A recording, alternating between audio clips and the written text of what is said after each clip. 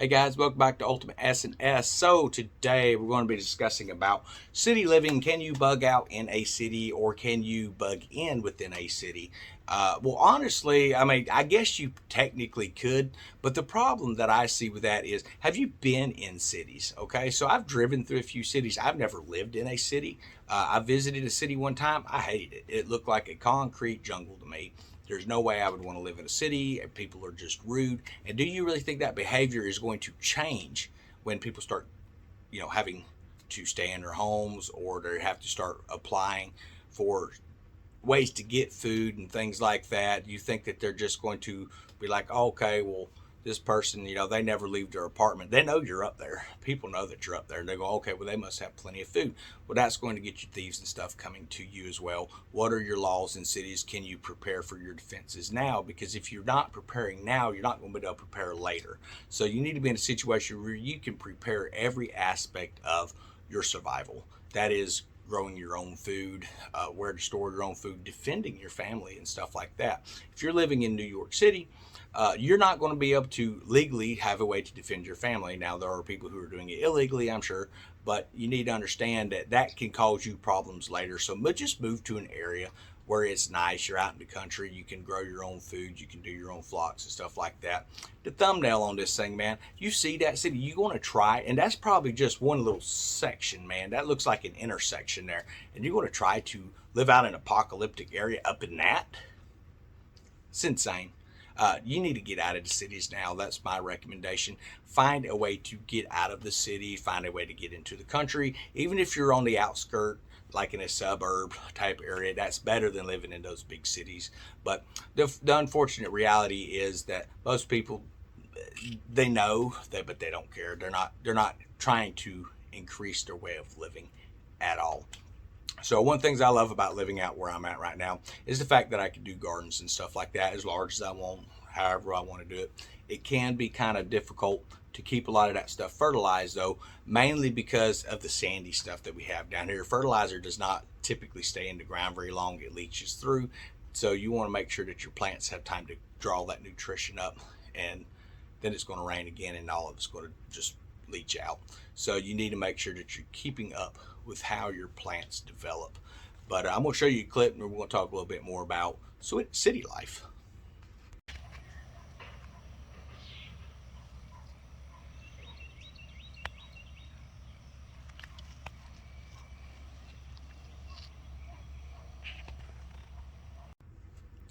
So yeah, cucumbers, zucchini, squash, tomatoes, the green beans, things like that, they're all doing excellent out there. I mean, everything's looking good. I've taken a few large heads of lettuce already, got those chopped, cleaned up, and all that stuff. Been making sandwiches and salads and stuff like that with it as well. But I think it's important that you, as an individual, you as a family, you as a husband, wife, whatever the dynamic is, guys, you need to be aware that the city is not your safety. Now, cities, they came about because there were a lot of raiders and things on plains and stuff, so people would huddle together, and that's where your first civilizations and cities would build up. But within those cities have always been crimes, excessive sins, and things like that. We find that throughout history. And you can't put a city that's full of people that are ready to flip at a moment's notice. And for those who don't think that that's the truth, then you haven't been paying attention to what's been going on in society with all of our peaceful protests and stuff, burning buildings and stuff like that down. So it's important that you realize you're in a danger zone at that point. You need to get out of that danger zone before it ignites, because it will. Understand, whenever things start to get bad, we're looking at food shortages that are coming up, stuff like that, that's going to cause a lot of issues. There's going to be a lot of social unrest. At that point, they will be declaring like martial law to get a hold of the people in here so they don't freak out. But understand, this is what the plan has been the whole time, because once martial law is declared, you no longer have constitutional rights. That's where we're headed. And why is getting out of city important now? Well, it doesn't matter what they do. If you're out in the country, they're going to do what they're going to do in the city. Now, if they come out to your property and stuff, you have a right to defend yourself, depending on what state you're in. Make sure you pick good states, guys. And even in a martial law type situation, they're not going to be so much apt to come out into these areas. For those, I see it all the time. So, for people who are like, oh, we'll just start shooting intruders. Well, what that does is that creates situations kind of like what they have the Hatfields, McCoys. You have these big range wars and stuff like that that go on and on and on. That starts to draw attention to your area. So if you've got people doing stuff like that a lot, you need to get the hell away from them, because the fact is, while they're doing all that kind of crap, it's drawing attention to your area, and next thing you know, you're going to be under some kind of a new lockdown, or they're going to come around everybody up in the area, because it is just unrest. They don't care what's happening in cities. They go. I mean, we see that today. They let them burn them down. The police stand by. They don't do anything at all in most states. That's not true of all states. They're not doing that stuff in my area, mainly because the police force down here, they're not going to put up with it. People can call them excessive, whatever they want to, but the fact is, they will not put up with that down here at all. It's not going to happen in my area. Didn't mean to keep tapping the camera, guys, but it's important that you do what's best for your family. Is sitting in a high rise in the middle of a city what's best for your family? I would say probably not. Now, you may be thinking, well, they're going to be giving us food allotments and things like that. Well, that's going to come if you comply with whatever the requirements are to receive those. There will be requirements. It's not going to be like it was back, World War II days and things like that, where people were getting different types of rations and ration cards and stuff. It's not going to be like it was in the 70s and 80s, where they received food stamps. They would have food banks people can go to with low income families and stuff. What it's going to be is you're going to have to comply, which is going to be an identifier that's placed in here most likely, or they can put it up here to keep the charge, because you move your hand a lot. But if you notice, when I talk, you have a lot of muscle movement up here in the front of your face, up in your forehead area. And that's why these tech companies, like what's happening over in the European area, they said that they can also put them in the face, say if maybe you lost your hands or something, or maybe you don't want it in your hand. I'm sure it probably feels weird at certain angles that when you bend your hand, so they'll put it in their face where they don't even notice it. And they're charging $400 right now for that, because it's just the new best thing. Now, I understand they've tried to roll that out a few times over the last decade in different countries, including America. If you remember when Wisconsin was doing all that, there was a tech company up there who were allowing people, or getting people, to put the chips in their hands, and that way they could go in. It used it in when you walked into the building, it punched you in automatically. When you left the building, it punched you out automatically. They could go to any vending machine or whatever their food setups and drink setups where they can go get their stuff, and it just took it right out of their account, because it was reading that chip. And that's where we're headed to as a society. Now, they're going to come out with all kinds of different stuff, and people are going to say, well, that's not really the mark, because it's being offered freely. But understand, there was things that was offered freely that then became mandated. And that's how it always starts. You say it's limited supply, we're going to have to charge, and everybody wants it because they want it before their buddy gets it, so they can walk around, they can take their pictures and stuff, like I just got my stuff. And we just seen all that the last couple of years, jumping up real proud about stuff that you're putting things into your body that you don't know what the long-term effect is going to be on those as well. So one of the things that's interesting about this new thing that they got going over there in Europe right now, and understand that even right now, the European Union and stuff, a lot of these European countries, they're looking at it from the aspect of, this is a really good idea, we're going to try to get it, but eventually we want to make it available for everybody, and then we want everybody to have it. So they're already talking about mandating those types of things as well over there. And all of that's going to start there. It's going to funnel across the world. Do we have to worry about it in this country right now? Well, as of right now, you have your freedom to choose. Do we? How many people lost their job? Do you know someone who lost their jobs, lost their homes and things like that because they exercised their freedom to choose?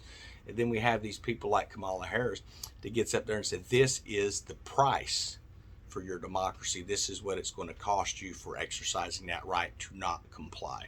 And that's where we're at today with the inflation stuff. Understand the inflation we're seeing today, this is not from the fertilizer shortages and the food shortages that are going to be kicking up. We're going to really start to see those. They're talking about mid-June, but they're saying within 6 months. So understand, by the end of the year, there's going to be such a drastic food shortage across the world, is what you're saying. Not just in America, but we're going to feel it here too, across the world. So why are you continuing to put money on something where you're not going to be able to produce your own food? You're basically going to be at their leisure of whatever they want to do to you. And a lot of people have no problem doing whatever the government tells them. They have no problem with it.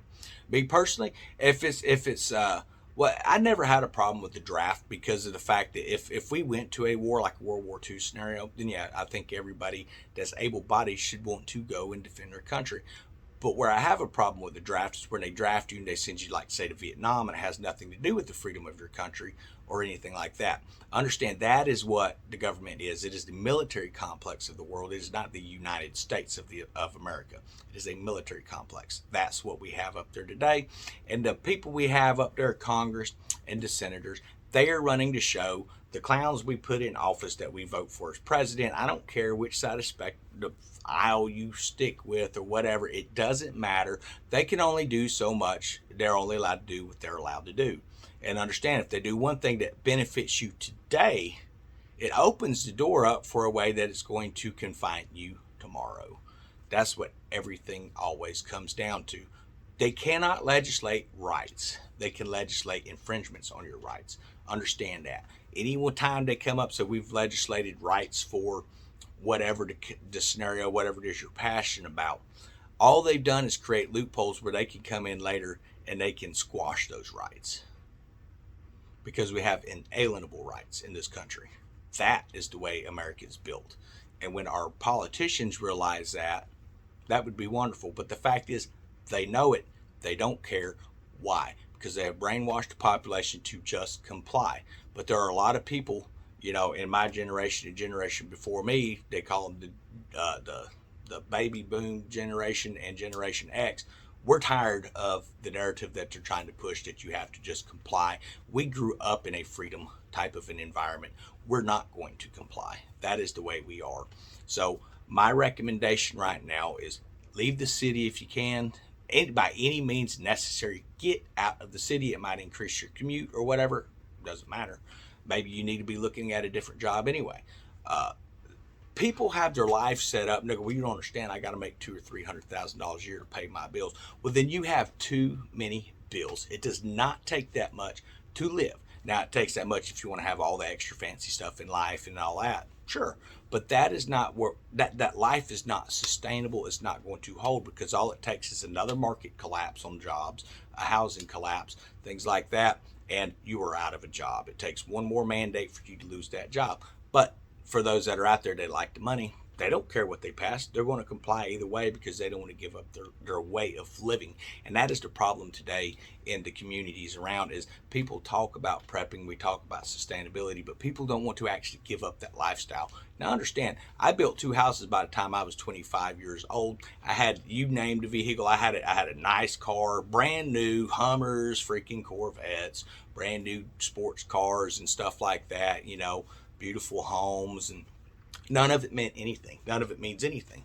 So after the divorce and all that happened with my kids later as well, I got to the point where I was like, I'm not going to build that type of life. I want a life that's sustainable, that regardless of what happens in society, that my life is sustainable. I have food on my table. I have a roof over my head. And that's what we need to be looking at is think smaller, stop looking at what they call the American dream. The American dream is never to live in a concrete jungle. In fact, there's so much sin that happens in these cities and stuff. I would recommend that you get out of that, guys. That's just my point of view. So we're going to show you another little clip of the garden and we're going to get out of here. Everyone have a wonderful day.